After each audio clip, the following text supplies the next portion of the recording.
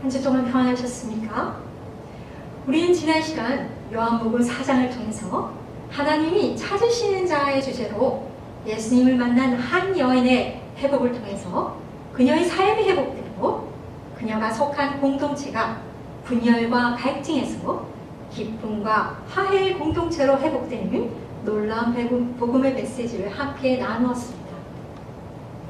오늘은 창세기 1장 27절 말씀, 하나님이 자기 형상, 곧 하나님의 형상대로 사람을 창조하시되 남자와 여자를 창조하시고 라는 본문 말씀을 여러분들과 함께 나누어 볼까 합니다.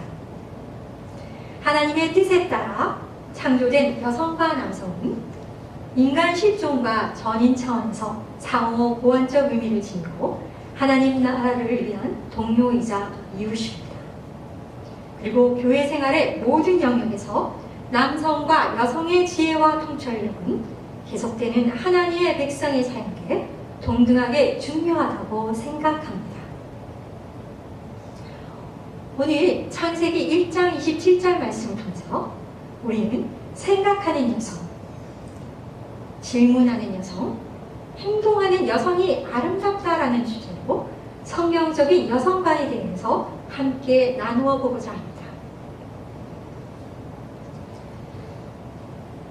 창세기 1장 27절은 하나님의 형상으로 사람을 창조하시되라고 기록되어 있습니다.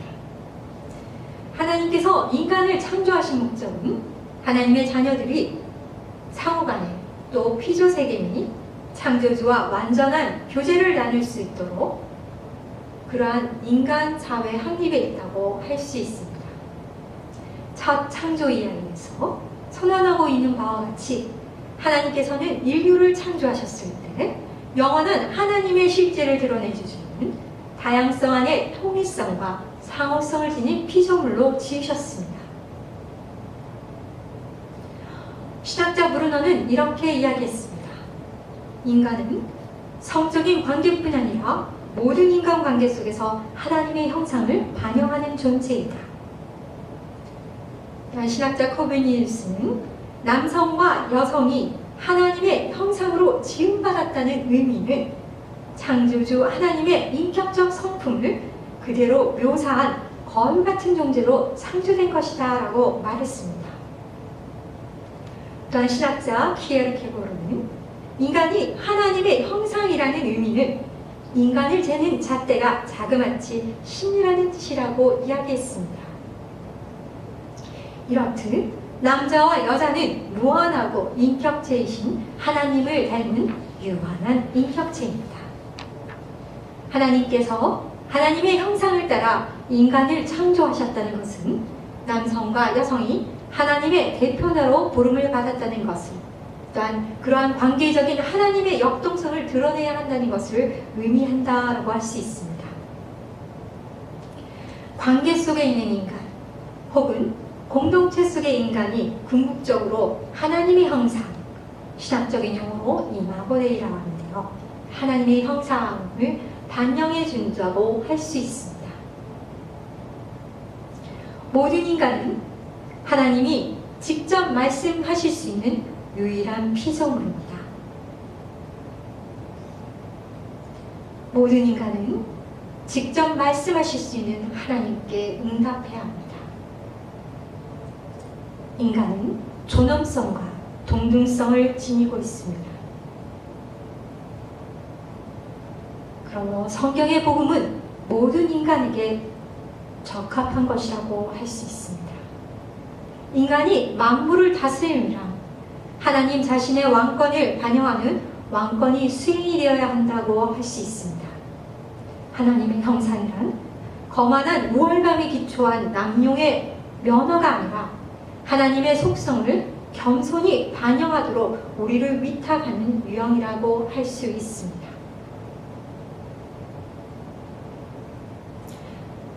태초 여성, 하나님의 걸작품. 이 하와에 대해서 저한 메가더 목사님은 이렇게 이야기하셨습니다. 하나님의 놀라운 창조사역의 정점이자 끝이다. 생명체 가운데 가장 마지막으로 창조되었으며 하나님께서 직접 손으로 그녀를 빚으셨다. 하와는 흙으로 창조되어지지 않고 살아있는 살과 뼈로 만들어졌다.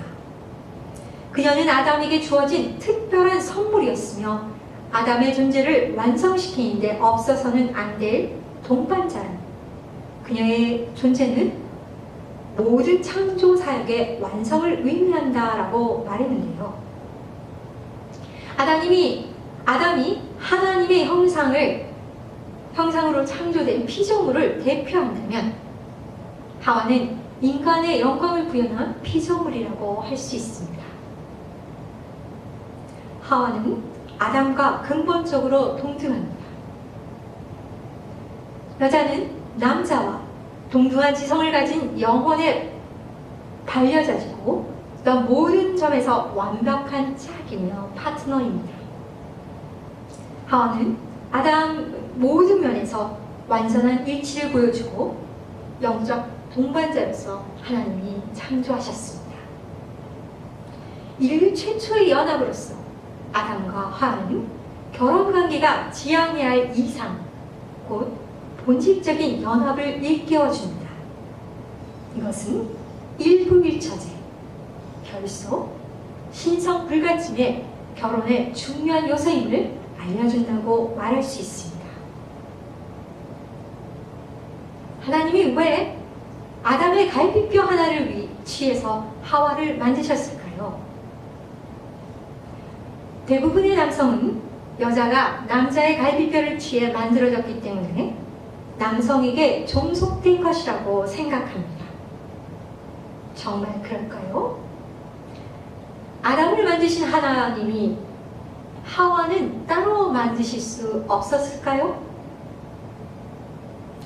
성경학자들에 의하면 아담을 깊이 잠들게 했다는 것은 거의 죽은 것이나 다름없는 상태로 만든 것이었다라고 합니다. 그렇다면 하나님이 하와를 창조하신 일은 아담의 자유의지를 사용하지 않은 것입니다. 아담과 상의하거나 양해를 구하지 않고 단독으로 하신 일이었습니다. 여기에 대해서 성 빅토르는 이렇게 얘기합니다. 하나님은 여자가 남자를 지배하지 않도록 하기 위해서 남자의 머리로부터 창조하지 않았고 남자의 종이 되지 않도록 하기 위해서 그의 발로부터 창조하지 않았으며 여자가 남자의 동료로서 그의 옆에 서게 하기 위해서 남자의 옆구리로부터 창조했다고 이야기하고 있습니다. 그러므로 우리는 이 이야기에서 여자가 종속적인 역할로 매이기보다는 오히려 그것에 의해서 에덴 동산에서의 삶을 위한 하나님의 구현의 의도를 완성하는 자로 높이 취급되고 있음을 알 수 있습니다. 여성 신학자 강호숙 박사는 이렇게 이야기합니다. 하나님이 아담의 갈비뼈 하나를 취해 하와를 아담에게 데리고 오신 이유가 아담이 하와를 보자마자 첫눈에 반해서 이는 내 뼈 중에 뼈요 살 중에 살이라 라고 토해낸 탄성에 담겨있다. 이 고백 안에는 자신의 것을 취해 창조하신 하와를 향한 친밀감이 담겨있고 한 몸이라는 의미와 함께 자신의 몸처럼 사랑하겠노라 하는 헌신의 고백이 담겨있다. 하나님이 하와를 아담의 갈비뼈로 취해 만드신 것이 여자가 남자에게 종속됐다는 의미가기보다는 아담과 하와가 첫눈에 반할 만큼 서로를 친밀하게 자기 몸처럼 사랑하라고 배려하신 하나님의 뜻이다라고 말했습니다. 고린도전서 11장 11절에서 12절에는 이렇게 이야기하고 있습니다. 그러나 주님 안에서 남자 없이 여자가 있지 않고 여자 없이 남자가 있지 않습니다. 여자가 남자에게서 난 것과 같이 남자도 여자의 몸에서 났습니다. 그리고 모든 것은 다 하나님에게서 났습니다. 하나님이 인간을 남성과 여성으로 만드신 것은 독창적인 섭리입니다. 남성과 여성으로 창조하셨기에 다양성과 친밀감, 사랑과 기쁨, 연합과 상호협력 등의 가치와 의미가 발현되는 것이며 궁극적으로 하나님의 형상을 반영하는 존재를 의미합니다. 남성과 여성의 하나됨과 친밀, 서로 사랑의 본질의 의미는 인격적인 것이라고 할 수 있습니다. 성경의 많은 부분에서 우리는 하나님이 마치 어머니처럼 자녀를 돌보시는 분으로, 양육하는 분으로 그려지고 있는 것을 볼 수 있습니다. 또한 이스라엘 백성에게 보여주신 하나님의 사랑과 예수 그리스도의 성육신, 생애, 치유사역, 십자가에서 보여준 희생과 사랑을 보면 보호하고 돌보는 여성 이미지를 보여준다고 할 수 있습니다. 여성신학자 메리 에반스는 성경적 여성과 바로 여성 고유의 특성에 대해서 이렇게 이야기하고 있습니다. 여성 고유의 특성은 지향성, 돌봄, 인격 섬세함, 민감성, 사랑의 추구, 직관, 연합과 화해의 추구, 타인에 대한 배려이다 라고 했는데요.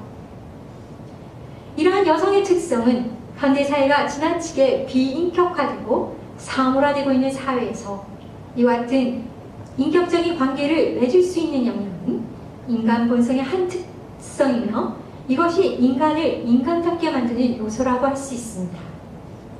그러므로 현대 사회의 부조리를 치유할 수 있는 해법을 여성의 아름다움에서 찾을 수 있을 것입니다. 여성들은 오랫동안 자신의 몸과 내면의 차이를 무시하며 살아왔기에 건강을 유지하려면 무엇보다도 진정한 정체성과 욕구를 드러내고 여성성을 회복하며 여성 스스로 자신의 정체성을 규정할 수 있어야 합니다. 여성으로서 자신의 몸을 사랑하며 돌보지 않는 것, 바로 여성을 창조하신 하나님이 보시기에 직무유기가 아닐까요? 여성이 자신의 몸에 대한 권리를 갖고 소중히 다루는 일은 건강한 생활과 신앙, 그리고 몸의 부활을 믿는 신앙에도 중요하다고 생각합니다. 가부장적인 문화 속에서 또한 무시되었던 여성의 감성과 직관, 그리고 몸의 소리에 귀 기울이는 건강하고 행복한 여성, 이 여성이 아름다운 여성이라고 생각합니다. 생각하는 여성, 질문하는 여성, 행동하는 여성은 아름답습니다. 야고보서를 보면 성경을 읽는 것은 자유롭게 하는 온전한 율법으로 거울을 보는 것과 같다라고 말씀하고 있는데요. 여성 스스로 성경을 읽게 되면 가정에서의 부부관계와 인간관계가 어떠해야 할지, 자녀의 신앙교육과 또한 고부간의 갈등을 어떻게 해결해야 할지 이런 하나님의 지혜를 깨닫게 된다고 할 수 있습니다. 그러므로 우리는 복음의 깊은 이해가 필요합니다. 우리는 성경이 여성을 어떤 존재와 의미로 또한 위치로 정의하는가에 대해서 깊이 연구하고 깨달아야 할 때입니다. 그러므로 여성은 성경을 통하여 생각하고 질문하고 행동하는 실천적인 자세가 필요합니다. 성경 있게 세 가지 태도에 대해서 한번 생각해 볼까요? 첫째는 여성의 눈으로 성경을 읽으면서 하나님을 새롭게 이해하고 여성의 삶에서 경험한 하나님에 대한 믿음을 가져야 합니다. 켈빈은 기독교 완료에서 믿음이 이렇게 정의하였습니다. 믿음은 성령의 역사이다. 믿음의 근거는 지식이며 있는 것 하나님의 말씀이다. 믿음은 그리스도를 소유하는 것이며 지식은 믿음의 확실성이다. 하나님의 말씀은 믿음의 방패이다. 약한 믿음도 참 믿음이다. 믿음은 소망이며 사랑, 실천, 곧 행함이다. 또한 로마서 1장 17절은 이렇게 기록하고 있습니다. 의인은 믿음으로 살리라. 이웃과 상대를 배려하는 이타적인 신앙. 진정한 믿음은 머리뿐 아니라 마음으로 믿어 행동에 이르는 믿음이라고 할 수 있습니다. 요한복음 8장 32절은 이렇게 이야기합니다. 진리를 알지니 진리가 너희를 자유롭게 하리라. 바로 참된 믿음은 강요가 아니라 마음의 자유에서 우러나오는 것입니다. 참된 기독교 신앙이란 불의와 타협하지 않고 세상의 위험에도 겁먹지 않는 담대한 믿음입니다. 하나님의 약속에 기대어 삶에서 경험하는 슬픔과 아픔, 고독과 고난을 극복하는 믿음입니다. 인간을 존중하고 타인에게 열려있는 겸손한 자세와 성찰이 구비되는 믿음입니다. 삶 속에서 주님이 주신 것으로 이웃을 섬기는 믿음. 작은 생명체 하나도 가치 있고 소중히 다룰 줄 알며 슬픔과 비통에 처해 있는 자들을 향해 긍휼을 느낄 줄 아는 믿음입니다. 즉, 하나님이 예수 그리스도를 통하여 우리에게 사랑과 은혜를 베푸셨음을 믿는 것입니다. 두 번째, 여성의 성경 읽기는 여성 인식의 전환이 필요합니다. 여성의 성경 읽기는 같음과 다름이 무엇인지 찾아 나서는 도전이요. 같음은 함께 누리되 다름은 서로 존중하며 하나님을 아는 지식과 인식의 기반으로 삶아야 됩니다. 하나님의 여성으로서 정체성과 역할이 무엇인지 살펴보아야 합니다. 교회는 남성과 여성의 하나님에 대한 인식에서 같음과 다름이 무엇인지 알아보고 또한 서로 존중하면서 관용하는 열린 대화의 자세와 평화를 추구하는 자세가 필요합니다. 교회의 전통적인 신앙과 이미지, 관습과 문화, 과부장적 관행, 성차별적인 문화에 대해서 여성은 성경 읽기와 연구를 통해 비판하고 질문하고 또한 대화해야 합니다. 세 번째, 여성의 성경 읽기는 바로 여성을 만드신 하나님의 섭리와 목적을 찾는 시간이 되어야 합니다. 우리의 삶에 개입하시는 하나님을 알아가는 시간이며 평범한 일상을 하나님과 동행하려는 시간이자 인간을 정죄하기보다 이해할 수 있는 은총의 틈새를 경험하는 시간이 되어야 합니다. 하나님의 뜻을 헤아려서 복음적인 삶을 실천하는 시간이 되어야 합니다. 그러므로 여러분, 여성의 눈으로 성경을 읽으면서 하나님의 딸로서 당당하게 꿈을 이루는 행복한 여성이 됩시다. 생각하는 여성, 질문하는 여성, 행동하는 여성은 헤세드의 신앙을 회복해야 합니다. 헤세드, 히브리어 헤세드는 바로 은혜라는 의미로 긍휼, 자비, 인자를 의미하는 단어입니다. 헤세드 은혜는 에메트, 진리와 함께 하나님 나라를 기초를 이루는 중요한 진리의 본질을 담고 있다고 할 수 있습니다. 예수님을 통해 나타난 독생자의 영광이 바로 은혜이며 또한 진리가 충만하다는 것인데 바로 그것이 바로 그때 사용한 은혜가 바로 헤세드라고 할 수 있습니다. 헤세드는 기독교 신앙의 정수라고 할 수 있습니다. 일사랑은 아픔과 슬픔을 당한 자의 심정을 공감하는 것에서 출발합니다. 그러므로 헤세드를 실천하는 일은 바로 교회 공동체를 살리는 일입니다. 하나님은 낮은 자의 하나님이요 죄인과 여성의 친구 되신 하나님이십니다. 바로 예수 그리스도이십니다.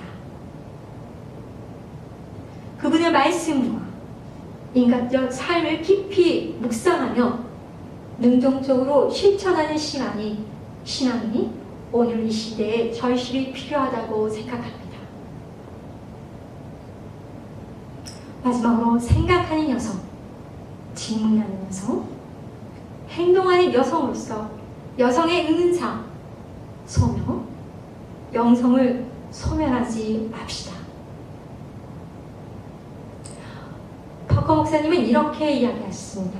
소명란 하나님의 직접적인 부르심, 그분이 기뻐하는 선하신 뜻을 소원으로 품어 헌신된 삶으로 응답하는 것이다 라고 했는데요.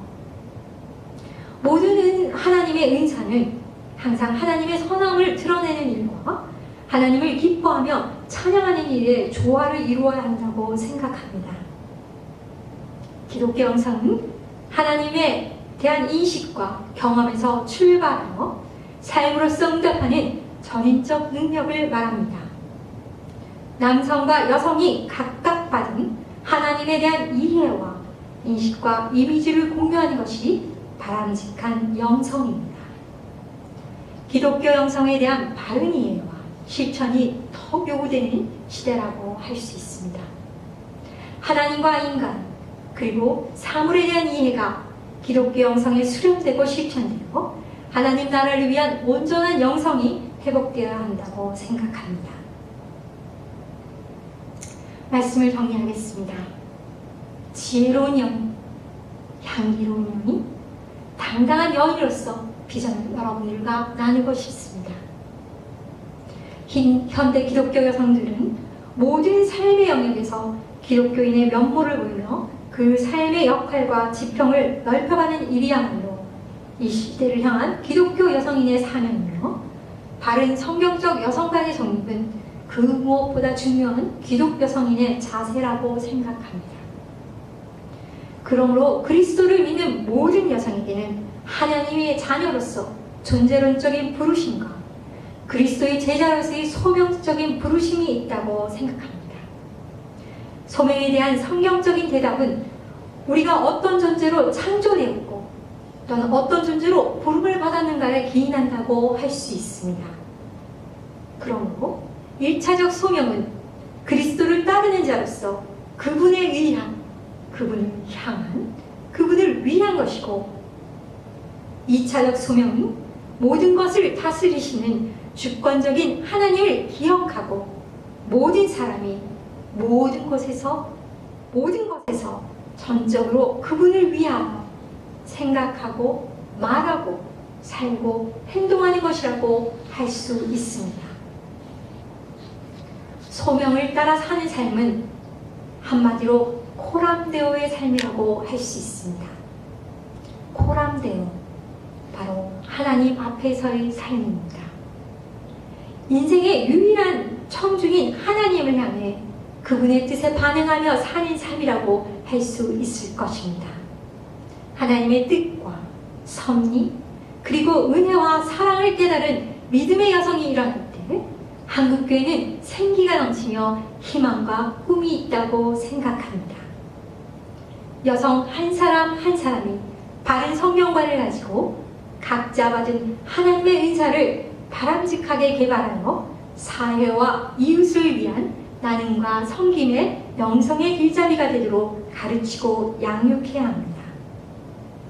하나님의 뜻에 따라 창조된 여성과 남성은 인간 실존과 전인 차원에서 상호 보완적 의미를 지니고 있고 하나님 나라를 위한 동료이자 이웃이자 또한 파트너입니다.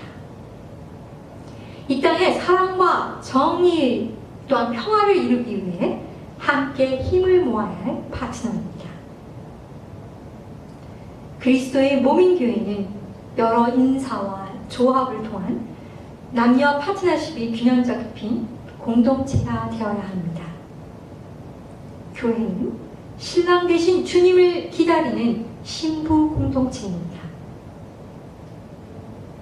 세상과 인간을 만드신 하나님의 뜻을 바르게 이해하고 하나님의 자신의 형상대로 남자와 여자를 창조하셨다는 말씀과 같이 우리 모두가 그리스도 예수 안에서 하나라는 말씀을 바탕으로 서로 존중하고 사랑하고 협력하면서 태초에 하나님이 천지창조를 창조하시고 보시기에 좋았던 타락 이전의 상태, 곧 평등하고 조화로운 창조 질서를 회복해야 합니다. 교회의 미래는 우리 안에 거하시는 성령으로 말미암아 서로 교제하면서 함께 손을 잡고 기쁘게 나아가는 모습이며 서로의 얼굴을 통해 하나님의 형상을 볼 수 있는 공동체입니다. 남성과 여성이 하나가 되어서 자유와 정의, 평화와 사랑을 이루어 나가는 공동체에 달려있다고 할 수 있습니다. 새생명교회 성도 여러분, 우리 모두 하나님의 복된 자녀로서 주체성을 갖고 세상의 빛과 소금의 사명을 감당하는 능력 있고 신실한 제자들이 됩시다. 이 한 주간도 코람되어의 삶, 하나님 앞에서의 삶으로 하나님의 뜻과 사랑을 나누는 한 주간이 되시기를 축복합니다. 기도하겠습니다.